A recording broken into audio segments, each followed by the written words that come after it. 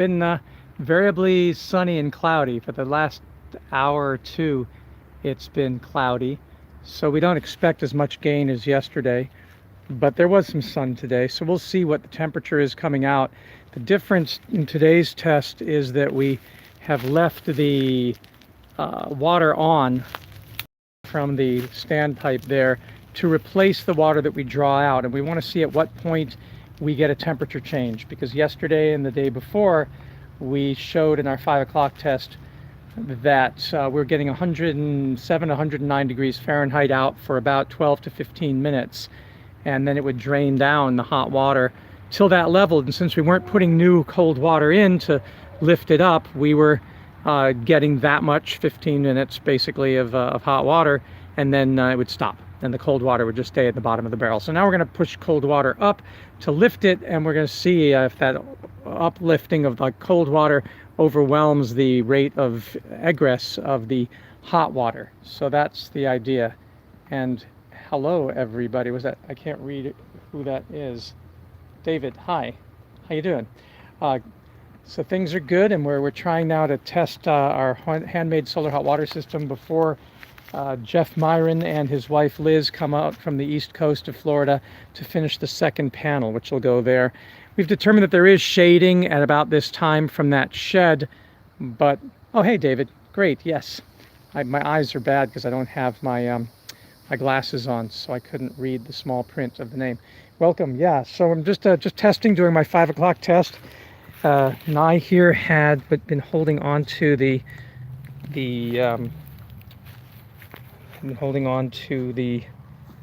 which one's positive and which one's negative. Hold on, Nye, that's not for you. There's negative, there's positive. So put the COM in. Okay. Biodigesters are doing well. It's springtime, so the biodigesters are always happy when they're warm. We just need more food waste now. Imagine the country's in a crisis with too much food waste, and we can't get enough out here. How silly is that? All right, so now, same procedure as yesterday. I'll set this up with the temperature. Ambient is colder today. It was 84 yesterday. Now it's 76. So it's a colder day. So it means there was colder water inside. So we'll see what this. Oh, actually, no, it's normalized. Oh no, it's dropped back down. So that was just a transient. So okay, so it's about 78. Turn the hot water on and put the probe in. And we're at, oh, much cooler actually. Only 95. Now it's not terrible, considering the human body is 89.7, so about 89, 90 degrees. So it's still warm, but it's not as warm as 107 from yesterday. 96, 95. So we'll just keep this running. We're at 3 minutes and 36. About 3 minutes and 30 is when we started and turned it on. So let's see how long it runs and how long it stays at 96.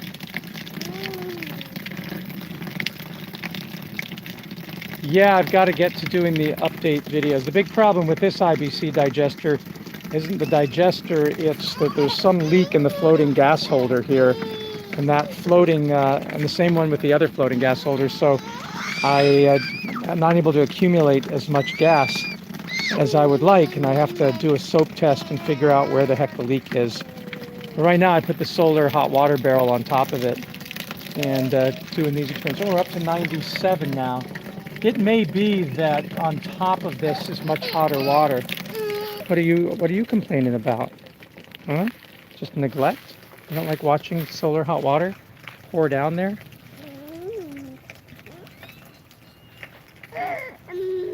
97, 96.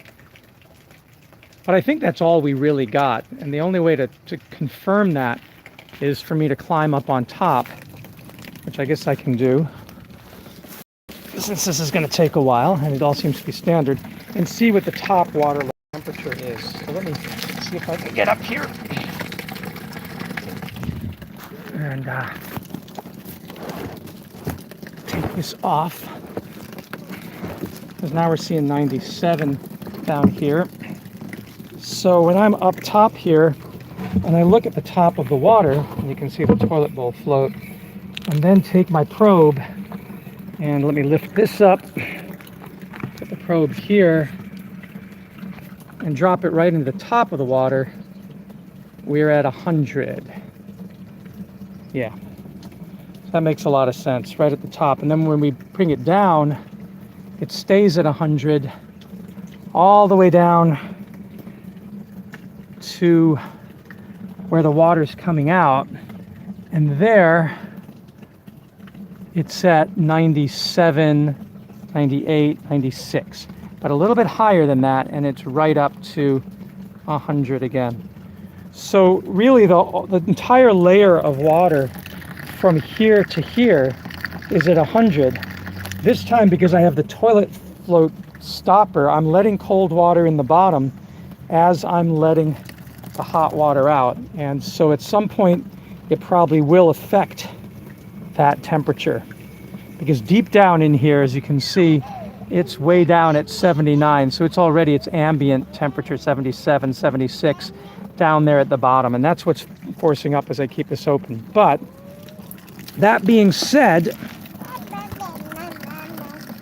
right here we're staying, oh, it's at 95, so actually 94, 93. Okay, so we are seeing the effect of keeping the, let me get down here somewhat safely. Hold on a second. Yeah, we are seeing the effect. Oh, it's down to 90. 89, 90. Yeah, that is the effect of having cold water coming in, whoops, as you release the hot water down from this level. So there's advantages and disadvantages to having cold water coming in. So the advantage is that you never run out of shower water if this was up on the roof. The disadvantage is, as you're using up the hot water, you're pushing cold water in the bottom, which is lifting up, and the hot water remains up at the top, but you don't get at it because you're pulling out. Now you could say, well, why don't you just move this up to the top? Well, you could do that, but then what happens is, if you don't continually have water pressure pushing up, you lose, as soon as you've dropped the water level down, you can't take a shower. So we compromised and put it in the middle back in Cairo. And yeah, 89 is fine for taking a shower, 89, 90, but we compromised. And so what you saw the other day when we did this is this entire column of water, as it drained down, was at 107 degrees Fahrenheit. And then the shower ended. So the real thing to do is to turn off the water when you're taking the shower and let it drain down. And we estimated that that was 12 to 15 minutes, roughly, in a tank this size at this flow rate, which is a bit high because you could use a restrictor to get a spray. And then turn the cold water source on to lift that remaining water, which is dead cold anyway, back out, but to fill the tank up again.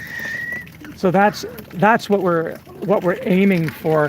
What I think we did once in Cairo, and I think I'll end up doing here, is we actually put 2 valves in. And on days when we wanted to take a longer shower or bath, we kept the outflow here when we were forcing cold water in the bottom and lifting all that hot water up so that it spilled out to the shower. That's one way to do it. The other way is for the situation where you don't have water pressure coming in, and that is to have it at the middle like this. And there's absolutely no point at all at having this outflow down toward the bottom, because it is dead cold water when you start out. The water with one panel, with a single panel, you get about, on a good sunny day, 110 degrees up here, and it stays dead cold at ambient here. On a variably cloudy day like today, as you saw, we got 100 up in here, but we are cold down in the 70s down here. Now, when we add the second panel this weekend, then we might be able to get the entire barrel filled with 100 to 110 degrees, and then it would make sense to come out the top and keep pressure, or maybe even come out here and keep pressure. So yeah, so that's what we're doing. Now, David says, thoughts on using black pipe on the roof? Yeah, we've taken showers, my wife and I, have taken showers with black pipes on roofs, and they last as long as the length of the black pipe. That's the amount of water you get. It doesn't heat appreciably, it doesn't circulate up as you, unless you have a very, very slow rate going into the pipe. During the day when the sun is shining, yeah, you're putting some through, heating it and drawing it off. But generally you let it heat up all day and then take that shower at night. So it always helps to have a tank to store that slow thermosiphoning. But yeah, the coil on the roof, it kind of works. We much prefer the glazed box. That's where you're getting up to 160, 170 Fahrenheit coming out here and going into the tank, and then it's mixing with the cold water, and it's coming in at anywhere between 160 and 140, and then it's getting that whole top portion up to 107 to 110. All right, so there's no point in carrying on this experiment any longer because it's down to 84 here, and oops, no, it's not down to 84, this just fell out. Oh yeah, it is, it's down. It's actually down to 83. All right, so the baby's complaining, so we'll turn that off. All right, buddy, I got you. We're going in. Experiment is done, all in the name of science. But this time, let me go back to here. This time, what we did is we kept the tank full. So it was, we drew off water and we filled at the same time, and that's why we saw that temperature drop lower than what was up there, that 100 degrees. And that sort of determines that with this configuration, we don't want to add cold water until we're done using the hot water. Okay, thanks, bye.